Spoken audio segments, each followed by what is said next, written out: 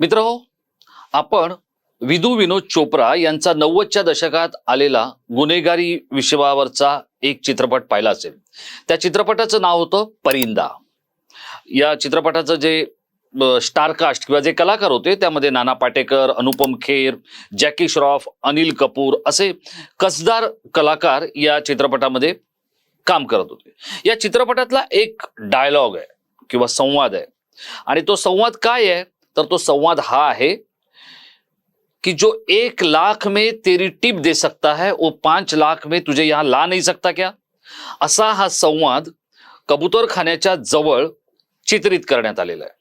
आणि हे आपल्याला सांगण्याचं कारण एवढ्यासाठीच आहे की असंच काहीसं महाराष्ट्राच्या राजकारणात घडू पाहतंय किंवा घडण्याची शक्यता आहे. आणि ते कोणाच्या बाबतीत घडणार आहे तर ते राज्याच्या मुख्यमंत्री असलेल्या एकनाथ शिंदे यांच्या बाबतीत घडणार आहे.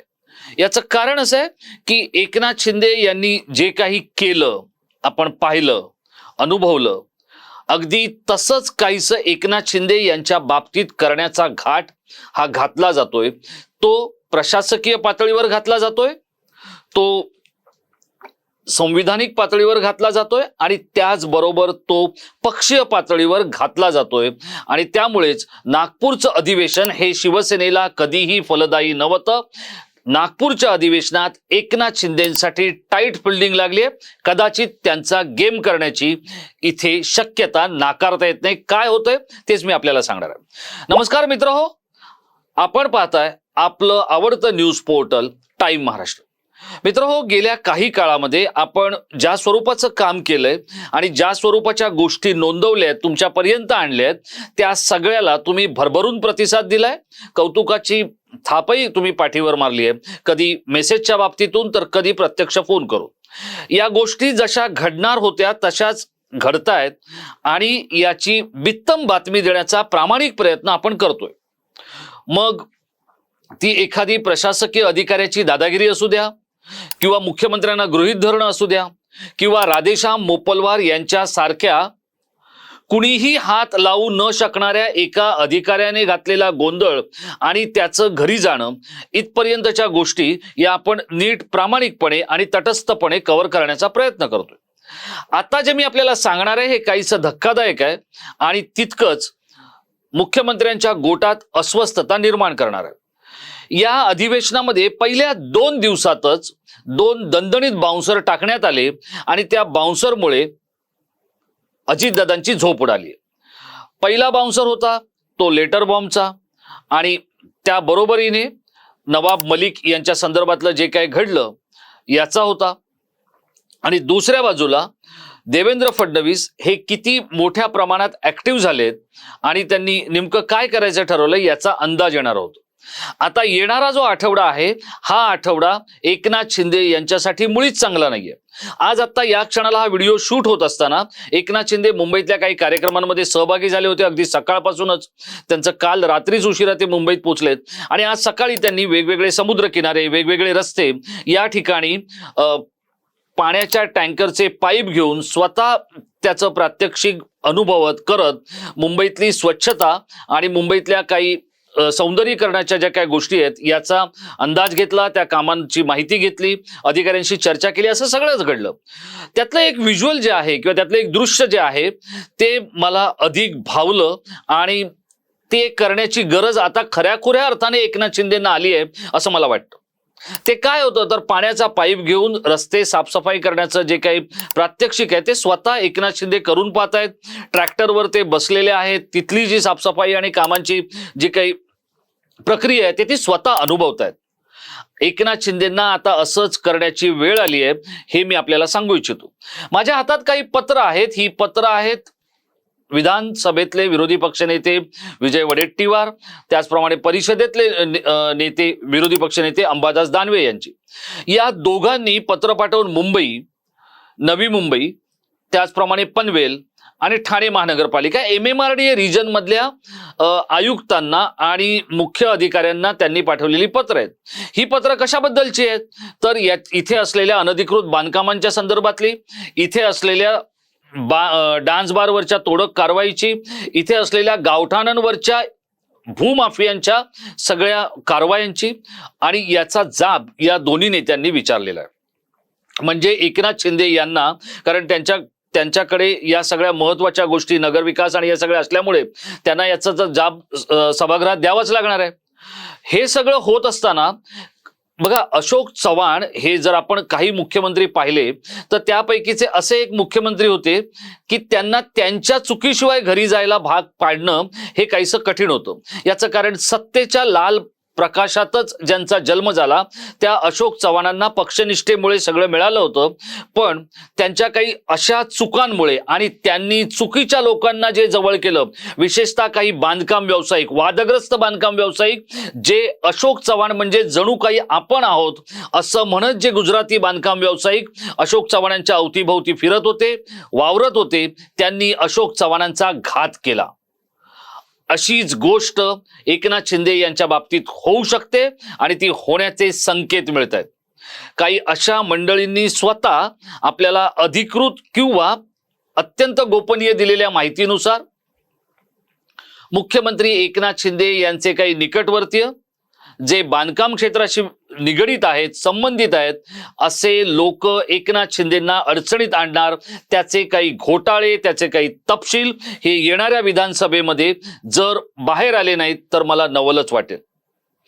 आता यातली दुसरी गोष्ट, एकनाथ शिंदे यांच्या बरोबर असलेले, बघा एकनाथ शिंदेंनी काय केलं तर एकनाथ शिंदे यांनी जे काही गरीब आमदार आहेत, जे काही ग्रामीण भागातले आमदार आहेत, त्यांच्यावर सतत आपलं लक्ष ठेवलं होतं, त्यांच्याशी सतत आपला संपर्क ठेवला होता आणि ते जे काही करत होते त्याची कमालीची गोपनीयता ठेवली होती. म्हणजे त्यांनी आमदारांना मदत केली तर तेही गोपनीय, त्यांनी आमदारांच्या पाठीशी कुठल्या तरी एखाद्या व्यक्तिगत प्रकरणामध्ये उभं राहायचा प्रयत्न केला तर तेही गोपनीय.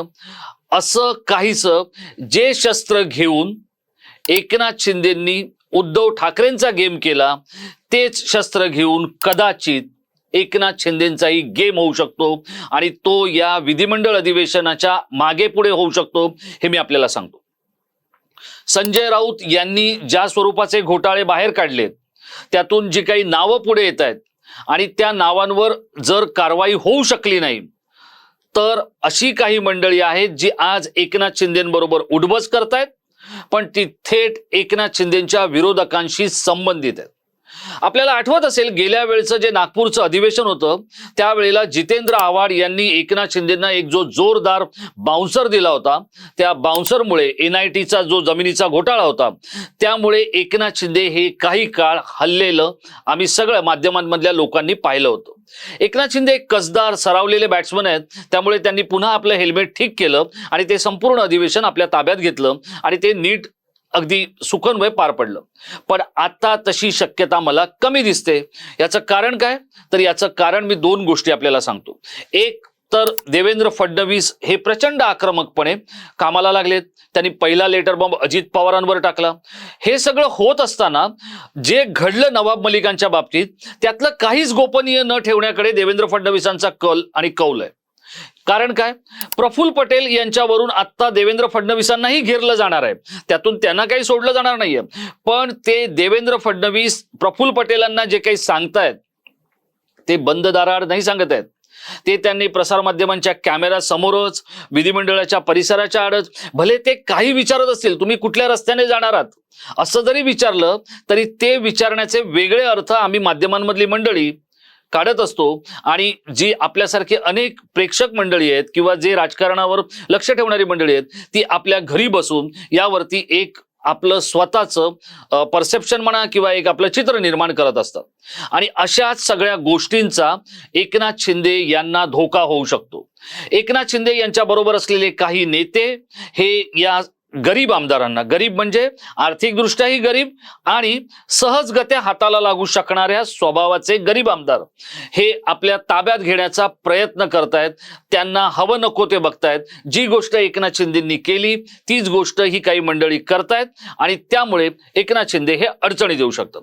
आता जो मी आधीचा आपल्याला मुद्दा सांगितला की अशोक चव्हाणांच्या बाबतीतला, तर अशोक चव्हाणांनी ज्या पद्धतीत या काही आपल्या बांधकाम व्यावसायिक मित्रांकडे दुर्लक्ष केलं होतं, काही दलालांकडे दुर्लक्ष केलं होतं, अगदी तशीच गोष्ट एकनाथ शिंदे यांच्या हातून चुकते आणि त्यामुळे अशा लोकांवर आता त्यांनी काम करणं हे गरजेचं आहे. ते जर झालं नाही तर नजीकच्या काळात एकनाथ शिंदे यांच्या समोरच्या अडचणी उद्भवू शकतात. त्या आता उद्भवल्यात का, तर त्याबद्दल आत्ता इथे जाहीर खुलासा करणं योग्य नाहीये. अगदी आपल्या हातात बघा, जोपर्यंत आपल्या हातात पत्र येत नाहीत किंवा पुरावे येत नाहीत तोपर्यंत आपण बोलत नाही. आता आपल्या हातात पत्र आहेत, पुरावे आहेत, आणि सगळ्यात महत्वाचं म्हणजे संजय राऊतांसारखी दिल्लीत काम करणारी मंडळी महाराष्ट्राच्या विधिमंडळामधल्या कामकाजात आणि इथल्या गडबड घोटाळ्यांमध्ये लक्ष देत आहेत. आता एकनाथ शिंदे यांच्या पक्षीय पातळीवर जी काही मंडळी आहेत त्यांच्याकडेही कोविड घोटाळ्यातल्या काही संशयाच्या सुया फिरताना दिसत आहेत. एकनाथ शिंदे त्यांना वाऱ्यावर सोडणार का त्यांच्या पाठीशी उभे राहणार? भ्रष्टाचारांच्या पाठीशी ते किती वेळ उभे राहणार? त्यांना आपलं इतक्या महत् प्रयासाने मिळवलेलं मुख्यमंत्री पद आणि त्याची जबाबदारी महत्वाची आहे की मित्रमंडळी आणि त्यांच्या चेले चपाट्यांनी केलेला भ्रष्टाचार महत्वाचा आहे? त्यामुळे एकनाथ शिंदे यांना धोका आहे तो विधिमंडळातही, एकनाथ शिंदे यांना धोका आहे तो त्यांच्या पक्ष पातळीवरच्या मंडळींकडून, आणि सगळ्यात महत्वाचं म्हणजे निकटवर्तीयांकडूनही. त्यामुळे एकनाथ शिंदेंनी आता हे ठरवायचंय की आपल्याला नेमकं काय करायचंय. ज्या शस्त्राने आपण उद्धव ठाकरेंना आणि त्यांच्या शिवसेनेला घायाळ केलं तेच शस्त्र आपल्यावर तरी चालणार नाही ना, याची काळजी ही या गूढ व्यक्तिमत्वाच्या नेत्याला घ्यावी लागणार आहे. ती जर त्यांनी घेतली नाही तर येणारं अधिवेशन हे त्यांच्यासाठी आव्हानाचं असणार आहे. कारण शिवसेना प्रमुख बाळासाहेब ठाकरे यांची एक हाती शिवसेनेवर पकड असताना छगन भुजबळ यांनी नागपूर विधिमंडळाच्या अधिवेशनातच शिवसेनेबरोबर दगाफटका केला आणि मोठा घात शिवसेनेबरोबर झाला. एकनाथ शिंदे हे अमित शहा आणि नरेंद्र मोदी यांचे उमेदवार असतानाही पहिल्या अधिवेशनामध्ये त्यांना एक जोरदार दणका जितेंद्र आव्हाडांनी दिला होता. आता असा दणका देणाऱ्या प्रशासकीय अधिकाऱ्यांची संख्या वाढते, नेत्यांचीही संख्या वाढते, आणि स्वपक्षातल्या शत्रूंची संख्याही वाढते. एकनाथ शिंदे सावध रहे. इतकंच मी आपल्याला या व्हिडिओच्या माध्यमातून सांगतोय. याचं कारण असं आहे, काही ठोस पुरावे, काही ठोस गोष्टी या खूप मोठ्या पातळीवर तयार झाल्यात, आणि त्यामुळे एकनाथ शिंदे जी का भी गेम हो सकता है असंच शिवसेनेतली काही मंडळी दबक्या आवाजात म्हणतात.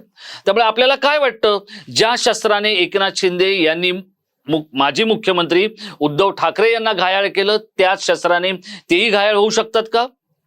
जसं एकनाथ शिंदे शांतपणे उभे राहिले आणि त्यांनी बंड केलं, तसंच एकनाथ शिंदे यांच्या पक्षात बंड करण्याची एखाद्या नेत्याची क्षमता आहे का?